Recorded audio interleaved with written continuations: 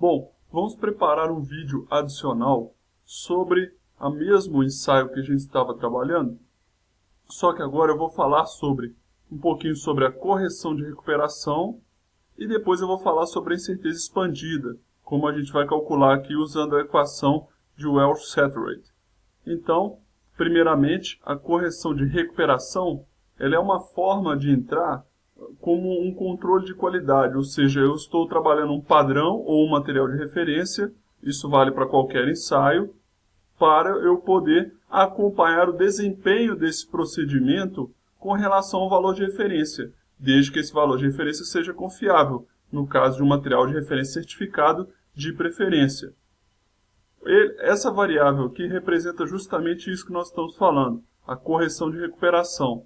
Então, por exemplo, se o meu padrão é 7 e eu analisei 7,1, ou seja, o pH experimental foi 7,1, eu estou errando positivamente 0,1.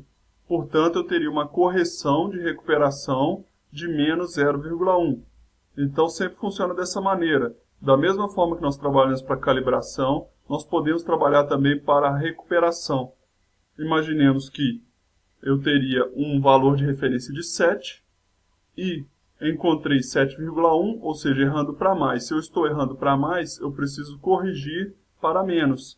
Então, nessa situação, supondo essa correção de menos 0,1, eu colocaria menos 0,1 aqui, nesse valor médio, e a incerteza viria de onde? Bem, a incerteza aqui só pode vir ou do valor de referência, que seria do material de referência certificado ou do padrão, ou mesmo eu posso combinar esse padrão com uma triplicata ou repetições de qualquer quantidade, repetições dessa medida de pH. Então vamos supor que eu vou desprezar a incerteza do material de referência, que ela é muito pequena, neste exemplo, e vou assumir que a incerteza da correção do pH de recuperação é basicamente a incerteza da triplicata que foi feita para o controle de qualidade com base em um material de referência. Então eu calcularia o desvio padrão de 3 medições, mais uma vez lembrando a fórmula do desvio padrão, e supondo que eu tenha encontrado o valor de 0,02. Colocaria ele aqui como meio intervalo. Divisor 1, a incerteza padrão continua sendo 0,02. Então aqui posso ter duas fontes de incerteza nessa recuperação. Mais uma vez eu lembro, para qualquer ensaio, posso ter a incerteza do material de referência, que vem já no certificado, ou posso combiná-la com a incerteza da própria repetição da recuperação. Ou seja, você não faz a recuperação apenas numa única medição. Pode até fazer, mas o ideal é que faça com mais de uma, 2, 3, 4, quantas puder fazer. Então aí eu teria um desvio padrão associado a essas repetições e colocaria ele justamente nesta célula aqui. Então esse foi a esclarecimento sobre a correção de recuperação. Agora, vamos falar sobre incerteza expandida, para finalizar de fato esse exemplo. Para fazer incerteza expandida de acordo com a equação recomendada pelo GAN, eu teria que calcular primeiramente aqui, eu teria que atribuir o grau de liberdade de cada uma dessas 4 variáveis do modelo.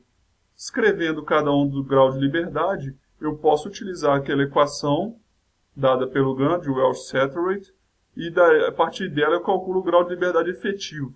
Calculando o grau de liberdade efetivo, eu calculo o K correspondente, que normalmente, para grau de liberdade efetivo infinito, ele cai em 1,96 quando você atribui 95% de probabilidade de abrangência. Mas vamos fazer o passo a passo aqui para a gente ver como é que vai aparecer essa incerteza expandida.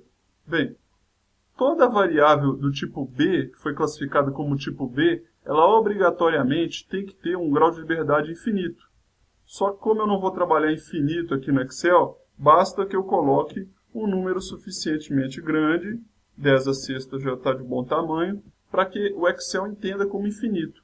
Por que 100 mil, por exemplo, ou 10 a sexta, ou 1 milhão no caso, é um número suficientemente grande? Porque ele vai aparecer no denominador dessa equação. E quando ele aparecer no denominador, ele vai zerar o termo de cada contribuição. Então, as contribuições do tipo B, elas de fato elas não contribuem para o grau de liberdade efetivo.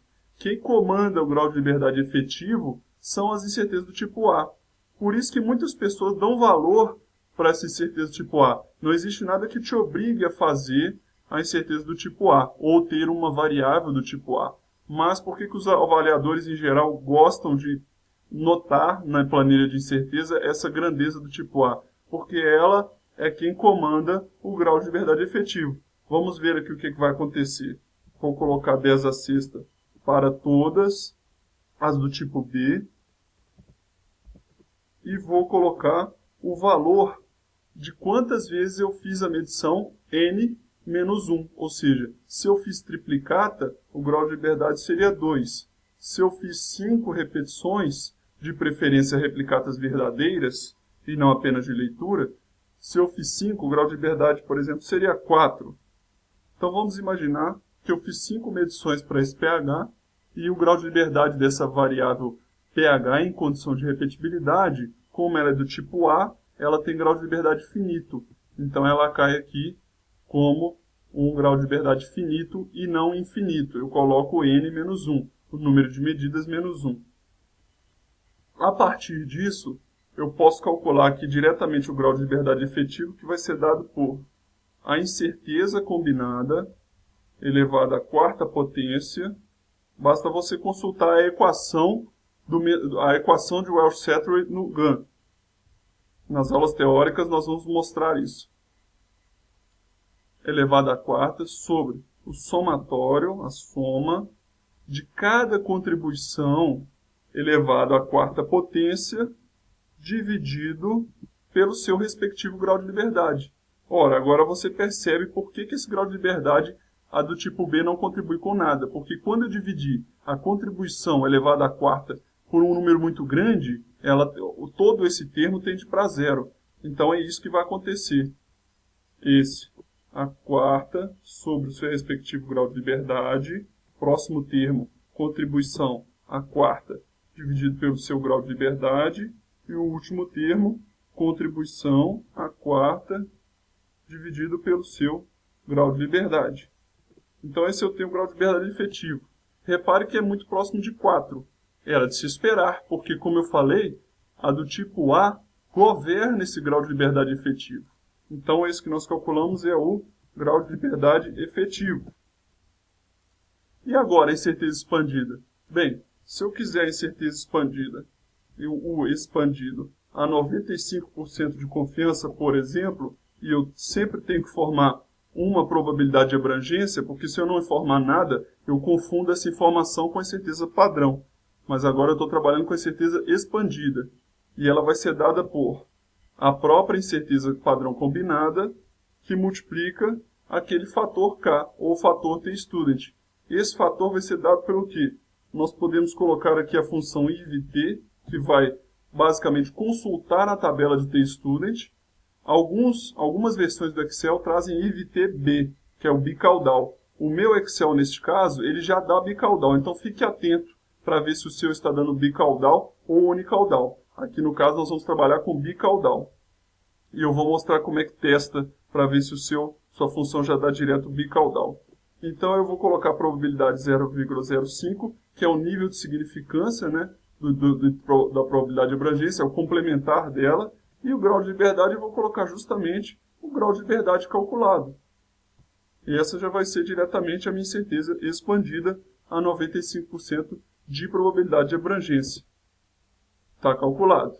Aqui deu aproximadamente o triplo, porque como o grau de liberdade é pequeno, não é grande o suficiente, esse valor de T-student, ou K, que multiplica a incerteza padrão, não é apenas 1,96. Esse aqui deu maior, esse aqui deu quase 3, porque o grau de liberdade é pequeno, é 4,5. Para dar 1,96, eu teria que ter um grau de liberdade aqui muito maior do que esse valor, de preferência de 100, 120 para cima.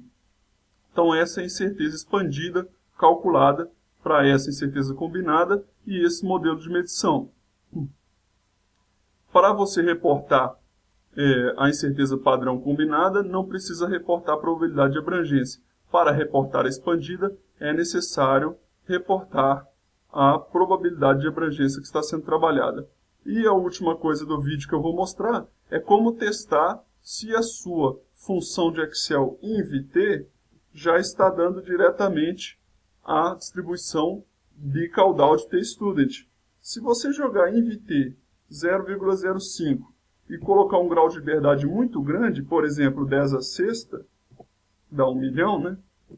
Se ele der o valor de 1,96 aproximadamente, a sua INVT está dando o valor da bicaudal. A minha, no caso, 1,96, você pode ver que já está no valor da bicaudal. Se a sua der um valor muito diferente disso, provavelmente a sua INVT está trabalhando com a distribuição unicaudal. E, no caso, teria a INVT B ou INVT.B, alguma coisa nesse sentido, em outras versões do Excel. Feito isso, completamos de fato agora o exemplo com a incerteza padrão combinada e a incerteza expandida. Nos vemos no próximo exemplo.